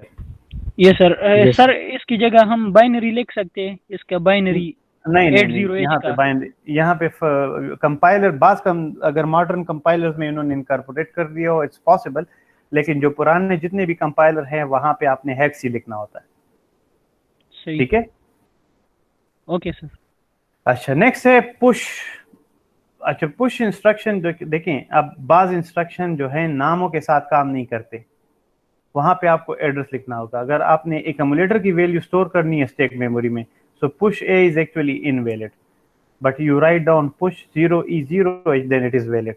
अब 0E0 एक्यूमुलेटर को ही शो करता है, लेकिन you can't push anything by their names. You have to write down their addresses. Push 05 represent R5. You cannot write push R5. ठीक है। इसी तरह pop में you cannot write down pop B, but you can write down pop 0F0H, which means the same thing. ठीक है। तो push pop में हमेशा एड्रेसेस चलते हैं, वहां पे नाम नहीं चलते। तो that means the addresses are also important. ठीक है। Yes sir. Okay, one more thing जी। कितना और रहता है सर, कितने स्लाइड? अभी तो क्लास में काफी टाइम है, we started pretty late. Don't count the number of slide, let's continue for now, ठीक है। सर ये भी बहुत ज्यादा है सर, फिर प्रिपेयर एक पर्टिकुलर सेक्शन पे पहुंच जाए, then we will discuss it, ठीक है ना। Let's continue for now. इसमें सेक्शंस है ना, अभी हमने 2 सेक्शन भी किए। अच्छा, नेक्स्ट इज रजिस्टर इनडायरेक्ट, ठीक है ना। हमने 3 एड्रेसिंग मोड्स अभी तक डिस्कस किए हैं, एक इमीडिएट, दूसरा register addressing, third one was direct addressing. अब हम इनडायरेक्ट की बात करते हैं, ठीक है। तो रजिस्टर R2 R0 R1 जो है that can be also used to indirectly access the internal RAM of microcontroller. Microcontroller की जो इंटरनल रैम है ना, it can be indirectly access through R0 and R1। तो इसमें हम एड्रेस डालते हैं और वहां से डेटा ट्रांसफर हो सकता है। पॉइंटर्स नहीं होते जिस तरह, तो R0 में आप वैल्यू डालते हैं, वो वैल्यू रैम में कोई लोकेशन शो करती है। तो इस इंस्ट्रक्शन का मतलब है कि R0 में जाओ, वहां से वैल्यू लो, वो वैल्यू रैम में एड्रेस शो करती है और उस एड्रेस से डेटा एक्यूमुलेटर में ट्रांसफर करो। ठीक है, इसी तरह ये इंस्ट्रक्शन है कि रजिस्टर बी की वैल्यू जो है रैम में आपने स्टोर करनी है, किस लोकेशन पे स्टोर करनी है, लोकेशन स्पेसिफाइड बाय R1। तो R0 और R1 जो है वो इनडायरेक्टली रैम को एक्सेस करने के तौर पे भी काम आती है। ठीक है, R2 to R7 नहीं यूज होते, सिर्फ R0 और R1 इस काम के लिए यूज होते हैं। Is it clear? सर जरा रिपीट करें। सर रिपीट करें सर। देखें, आपको याद हो हम रजिस्टर HL पेयर को इनडायरेक्टली मेमोरी एक्सेस के लिए यूज करते थे। हाँ यस सर, यस सर। ठीक है, यहाँ पे हम रैम को यूज करते हैं और रैम को एक्सेस कर इनडायरेक्टली एक्सेस करने के लिए R0 या R1 को यूज करते हैं, 8 बिट रजिस्टर्स को। असल में रैम का साइज छोटा है ना, 128 बाइट है, तो उसको एक्सेस करने के लिए एक रजिस्टर काफी होता है। ठीक है, तो हमने अगर किसी मेमोरी लोकेशन को डायरेक्टली नहीं यूज करना, इनडायरेक्टली यूज करना है, तो उसके लिए R0 या R1 को यूज कर सकते हैं।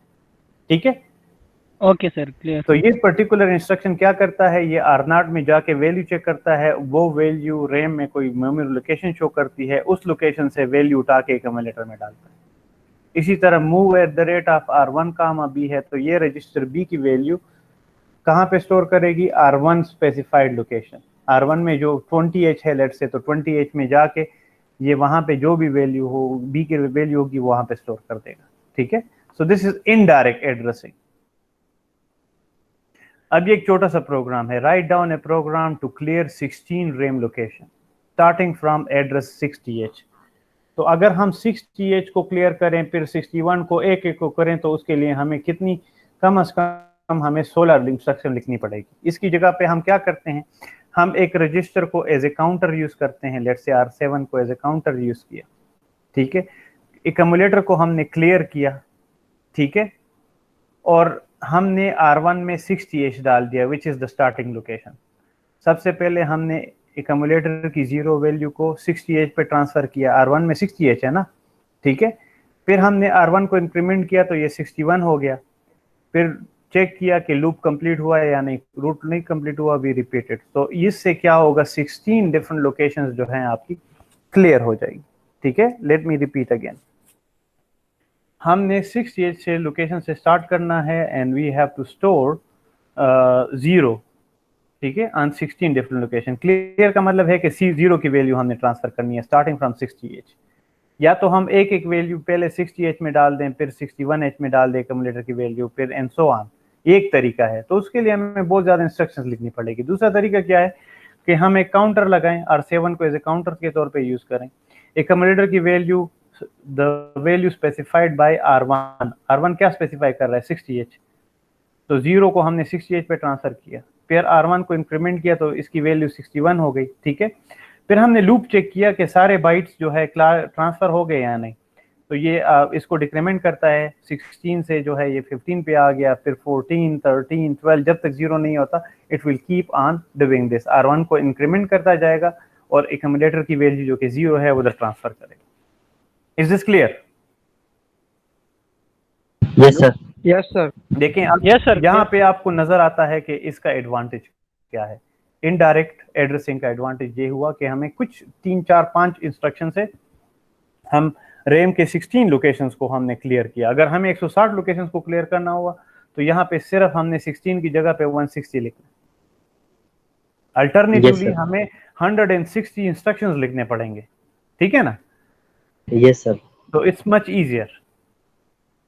ये दूसरा प्रोग्राम है, write a program to copy a block of 10 bytes of data from this location to this location. ये याद है, हम ब्लॉक ऑफ डेटा एक जगह से दूसरी जगह ट्रांसफर करते थे। ठीक है ना? Yes sir. एक सोर्स होता था, दूसरा डेस्टिनेशन होता था। तो यहाँ पे हम R0 में एज ए सोर्स का एड्रेस डालते हैं, R1 में एज ए डेस्टिनेशन का एड्रेस डालते हैं। ठीक है, फिर R3 में हमने काउंटर डाल दिया कि कितने बाइट ट्रांसफर करने हैं। ये याद है ना इस तरह के प्रोग्राम, ठीक है, जब हम ब्लॉक ऑफ डेटा एक जगह से दूसरी जगह ट्रांसफर करते थे प्रोसेसर में, ठीक है, वहां पे हम HL और DE रजिस्टर को यूज करते थे, रिमेंबर दैट, राइट?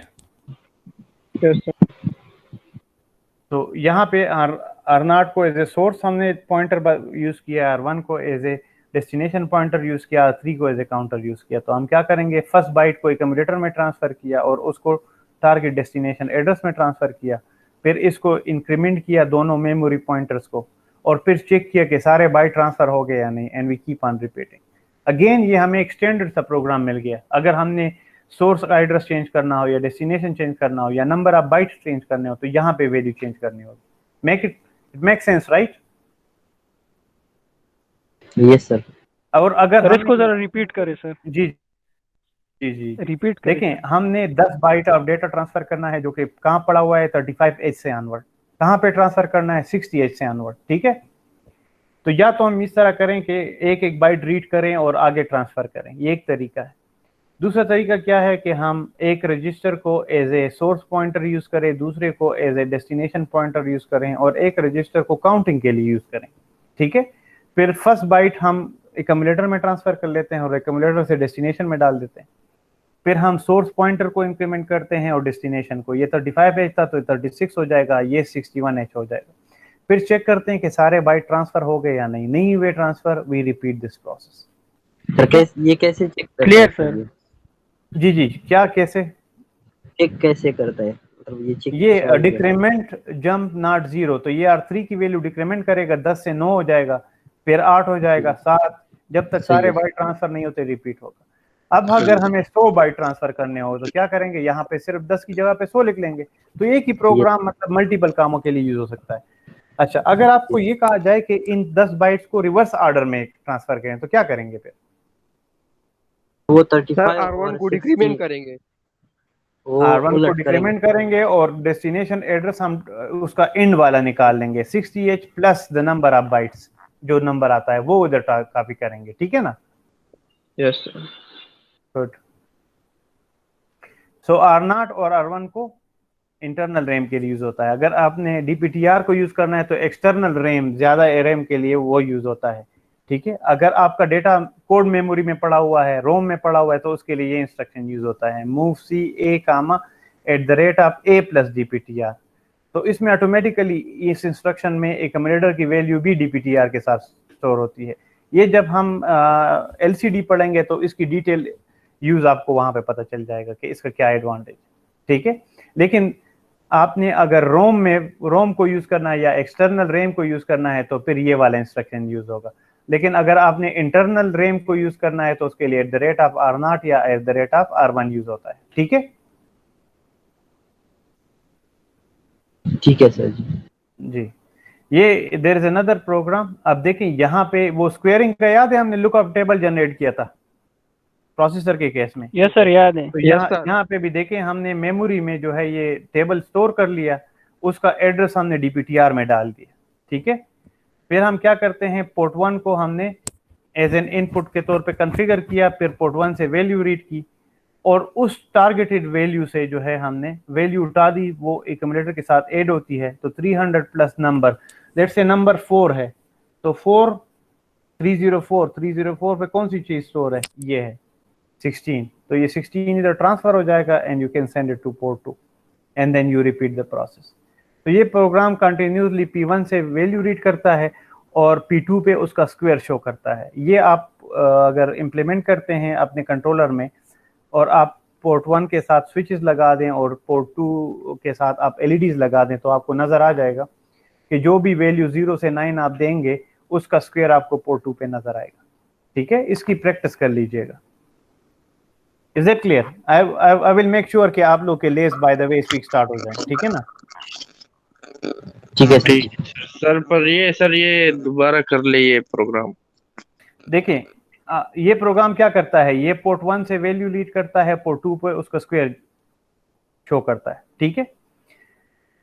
चूंकि हमारे पास स्क्वेयरिंग के लिए कोई मैथमेटिकल ऑपरेशन नहीं है 8051 में, तो हम क्या करते हैं, लुकअप टेबल जनरेट करते हैं। जिस तरह वो बचपन में आप टेबल नहीं पढ़ते थे, 2 का टेबल, 3 का टेबल, 4 का टेबल, ठीक है ना, तो वो टेबल हम यहाँ पे पहले से मेमोरी में लिख देते हैं, ORG 300H, और यहाँ पे लिख दिया स्क्वायर टेबल, ठीक है ना, DB के आगे। आपको DB लास्ट वीक मैंने बताया था कि बहुत इंपॉर्टेंट इंस्ट्रक्शन है, ये मेमोरी में डायरेक्टली चीजें स्टोर करता है। तो जब आपने ये लोकेशन लिख दी तो ये फर्स्ट वैल्यू 300 पे स्टोर होगी, सेकंड वैल्यू ऑटोमेटिकली 301 पे, थर्ड वैल्यू ऑटोमेटिकली 302 पे, एंड सो ऑन, ठीक है। ये सारे देखें, पहला 0 का स्क्वायर है, दूसरा 1 का स्क्वायर है, तीसरा 2 का स्क्वायर है, चौथा 3 का स्क्वायर है, इसी तरह नेक्स्ट 4 का स्क्वायर है, नेक्स्ट 5 का स्क्वायर है, अप टू 9 का स्क्वायर, ये लास्ट वन आ जाता है, ठीक है। सर इस प्रोग्राम में ये DPTR का क्या काम है? उसकी तरफ जाते हैं। सबसे पहले आपने ये लिखना है, ये ऊपर भी लिख सकते हैं, नीचे भी लिख सकते हैं, ये ज़हन में रखें, ठीक है ना। उसके बाद ORG 0। अब ये डेटा कहाँ पे लिखा हुआ है, ये रोम में लिखा हुआ है, ठीक है। इसको एक्सेस डायरेक्टली नहीं कर सकते, उसको सिर्फ DPTR के जरिए एक्सेस कर सकते हैं, इनडायरेक्टली। बात समझ आ रही है? Yes sir, clear sir. याद है हम M यूज करते थे और HL रजिस्टर पेयर यूज करते थे, तो एज्यूम करें ये वो HL रजिस्टर पेयर है जी, ठीक मतलब है? ये डेटा पॉइंट करता है हमें। हाँ, कि डेटा कहाँ पे स्टोर है, ठीक है ना। यस सर, तो इसका एड्रेस हमने इसमें डाल दिया, फिर हमने पोर्ट 1 को एज एन इनपुट के तौर पे कॉन्फ़िगर किया, ये 0FF एक्यूमुलेटर में डालना और उसको पोर्ट 1 में भिजवाना। ये इंस्ट्रक्शन एक्चुअली पोर्ट 1 को एज एन इनपुट के तौर पे कॉन्फ़िगर कर रहा है, FF111 शो करता है ना, ठीक है। फिर हम पोर्ट 1 से वैल्यू रीड करते हैं, ठीक है, वो वैल्यू लेट से 4 है, ठीक है ना। तो ये नेक्स्ट इंस्ट्रक्शन क्या करता है, 4 + 300, इससे क्या बनता है, 304। Yes yes sir, yes. अच्छा, और 304 पे हमारे पास कौन सी वैल्यू स्टोर है, ये 300 पे है, तो 16 है, तो ये 16 कहाँ पे ट्रांसफर हो जाएगा, एक्यूमुलेटर में, और ये एक्यूमुलेटर से फिर हम पोर्ट 2 पे भिजवा देते हैं। तो ये प्रोग्राम कंटिन्यूसली आप स्विचेस के वैल्यू चेंज करते जाएंगे और ये आपको उसका स्क्वायर शो करेगा पोर्ट 2 पे। Is that clear? Yes sir. Yes sir. Sir एक क्वेश्चन है सर। जी जी सर, इस प्रोग्राम में हमने ORG 0 से स्टार्ट किया, मतलब इसको 0 लोकेशन हर से एक स्टार्ट किया। दूसरे प्रोग्राम में हम 0 से स्टार्ट होगा, ये चीज ध्यान में रखें, हर एक प्रोग्राम ORG 0 से स्टार्ट होगा। ओके सर, ओके, ठीक है। लेकिन डेटा जो है आप एक आइसोलेटेड जगह पे लिखेंगे, इसलिए उसके लिए ORG यहाँ पे 300H है, it can B 30H, it can B 200H। बात समझ आ रही है? लेकिन DPTR फिर वही वैल्यू डालेंगे, ठीक है।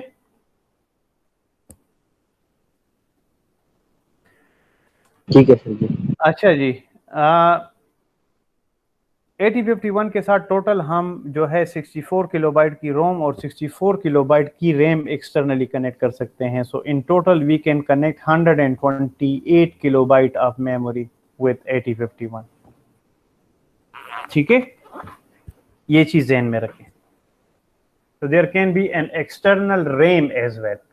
एक्सटर्नल रैम के लिए कौन सी इंस्ट्रक्शन यूज होती है, उसके लिए इंस्ट्रक्शन MOVX यूज होती है एक्चुअली। इंटरनल रोम के लिए MOVC की इंस्ट्रक्शन थी। अच्छा, यहाँ पे एक छोटी सी गलती है, let me see if I can correct it. This has to be MOVC, I don't know why can't I did it. ये आप लोगों को जो मैंने PDF दी है उसमें भी ये गलती है, दिस इज MOVC, राइट? ये चीक वाला PDF पर पोस्ट कर दे, उसे डिलीट कर। ये छोटी सी गलतियां हैं, आपको याद रहेगी, let it be like that. जब एरर आएगा तो पता चलेगा, ठीक है। ठीक है सर जी, ठीक है। अच्छा, सो ये MOVC यहाँ पे लिखा, इसका मतलब है कि कोड मेमोरी जो रोम होती है ना, उसको कोड मेमोरी बोलते हैं, ठीक है ना। ये जो DB है ये हमेशा रोम में स्टोरेज करती है, ये रैम में नहीं करती, ठीक है। लेकिन अगर आपके डेटा रैम में स्टोर हो तो उसके लिए MOVX का कमांड यूज होता है, एक्सटर्नल रैम। मेरा नहीं ख्याल आप पूरे कैरियर में कभी एक्सटर्नल रैम को यूज करेंगे, तो इससे you don't have to worry about it. लेकिन याद रहना चाहिए कि एक्सटर्नल रैम के लिए क्या यूज होता है और कोड मेमोरी के लिए क्या यूज होता है, ठीक है। ठीक है सर जी। अच्छा, देन नेक्स्ट इज अगर आपने स्क्रैच पैड याद है, हमने डिस्कस किया था कि रैम का एक पर्टिकुलर पोर्शन जो है वो एज स्क्रैच पैड के तौर पे काम करता है, ठीक है ना। यस तो सर, आप याद है। इंडिविजुअल लोकेशंस में डेटा स्टोर कर सकते हैं। देखें 32H एक लोकेशन है, रैम लोकेशन है, वहां पे डायरेक्टली डेटा स्टोर कर सकते हैं और उस लोकेशन को एज ए रजिस्टर के तौर पे यूज भी कर सकते हैं उसी नाम से। अब यहाँ पे देखें it is use for delay generation, तो इसमें 200 डाला हुआ है and decrement jump not zero and it is repeated. This program is suppose to complement port 1 200 times and it is using 32H as a register. आप किसी भी location को inside the RAM you can use it as a register. जिसका नाम नहीं होता उसका address तो है ना, you can use it by their address names. Is that clear? Yes sir. Good. Yes sir. Sir लेकिन ये स्क्रैच पोर्शन जो होता है रैम का, ये स्क्रैच इसका पोर्शन नहीं होता, address- इसको सिर्फ स्क्रैच पैड के का नाम दिया गया है Scratch रफ pad, वर्क के जी। लिए, ठीक है। बाकी इसकी you can use it for any purpose you want. जी It's sir, just memory location, space है। सर लेकिन इसके एड्रेस का हमें पता नहीं होगा ना। क्यों नहीं एड्रेस होगा का आपको पता? ये है ना 30H से लेकर 7FH तक सारी मेमोरी है। 30H is the location address, first की लोकेशन एड्रेस है, नेक्स्ट 31, नेक्स्ट 32, 33, 34, 7F तक। Okay sir, clear. ठीक है। अच्छा, next is bit addressable locations. याद है मैंने बताया था 16 बाइट की bit addressable locations. Register banks के बाद 16 बाइट की बिट एड्रेसेबल लोकेशन थी which start हाँ, from yes, sir, 00 to 7F। सो इसमें से हर एक इंडिपेंडेंट लोकेशन को आप डेटा स्टोरेज के लिए यूज कर सकते हैं, ठीक है।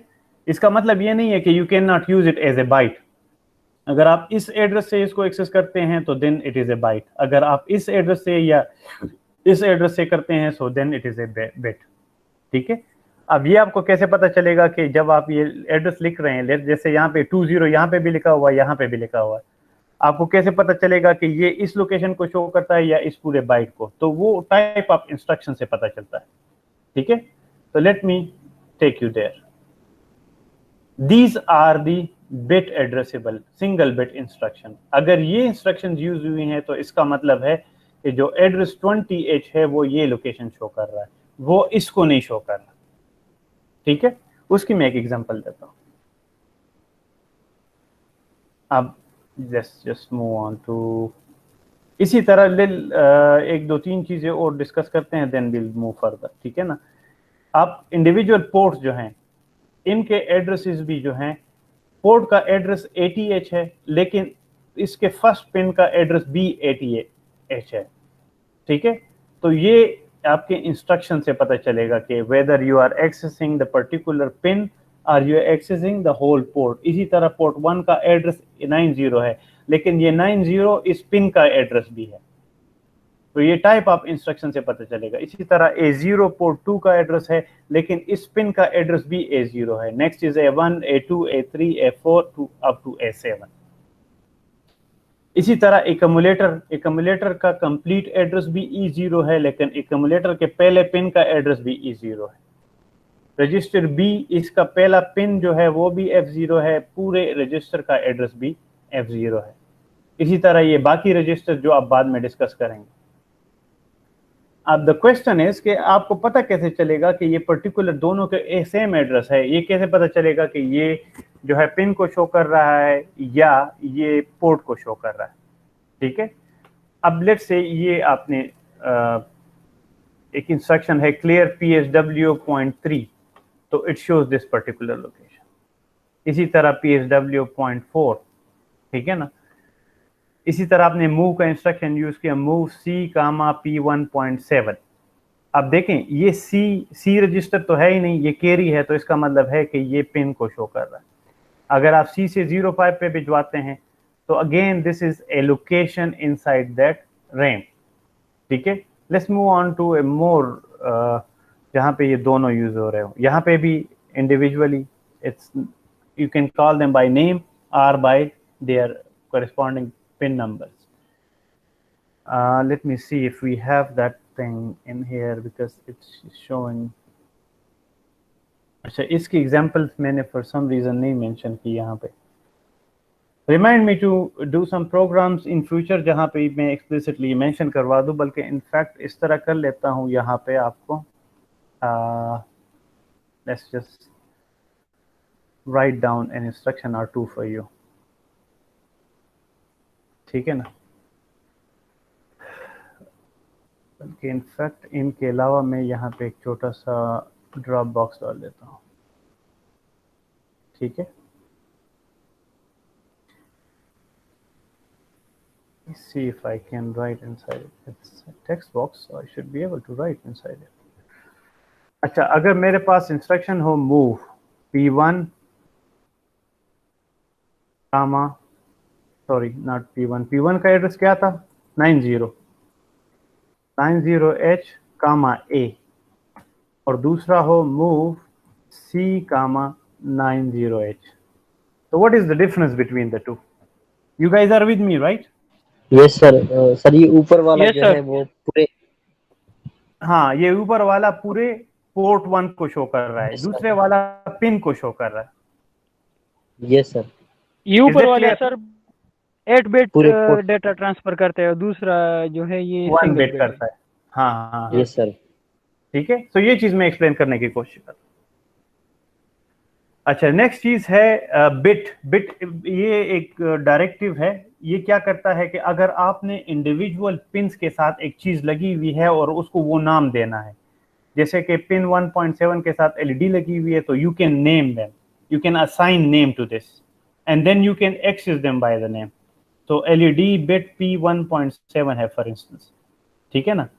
तो ये एलईडी नाम है उसका। इसी तरह स्विच बिट P2.0 आपने इसको नाम दे दिया। सो व्हेन यू से मूव C कामा SWC, तो SW आपने इस पिन को नाम दिया हुआ है, सो ये इस पिन से डेटा ट्रांसफर करेगा। इसी तरह जब आप C से LED में डालते हैं तो इसका मतलब है आपने इस पिन में डेटा ट्रांसफर किया। So you can assign names to individual pins using this directive bit, जिस तरह इक्वेट के जरिए हम करते थे। इक्वेट के जरिए आप पोर्ट्स के लिए कर सकते हैं, और अगर आपने पिन्स को करना हो तो दिस इज द मेथड, उसके लिए आप BIT यूज करते हैं। Is that clear? Yes sir. Good. तो ये अनदर एग्जांपल, वो ओवन का केस जो है, जो आपने बजर ऑन करना था, तो हार्ट ओवन को हमने ये पिन, इस पिन को बाय हार्ट ओवन नेम दे दिया, दूसरे को बजर दे दिया। So we keep on checking the oven, जो ये ओवन की वैल्यू 1 हो जाती है, after a small delay we start the buzzer, ठीक है, and then we repeat the process. अच्छा, ये बाज़ औक़ात आप BIT की जगह पे इक्वेट पिन के लिए यूज कर सकते हैं, लेकिन पोर्ट के लिए आप BIT नहीं यूज कर सकते, उस पे लिए हमेशा EQ इक्वेट यूज होगा। सो दिस इज अनदर एग्जांपल जहां पे आप नाम दे देते हैं इंडिविजुअल पोर्ट्स को और पिन्स को। You can also refer to them by their addresses. 97 is actually showing 1.7 and 0A0H is actually representing port 2, ठीक है। अच्छा, so you guys want to call it a day to? Sir काफी है। अभी हमारे पास Yes, sir. कितनी slides रहती हैं? It's like 26 plus 8, round about 34. Sir ये बहुत ज्यादा है सर, ये क्लास की। तो चलें, नेक्स्ट में 38 हो जाएंगे। Okay, so that means we should kind of stop here, right? Yes sir.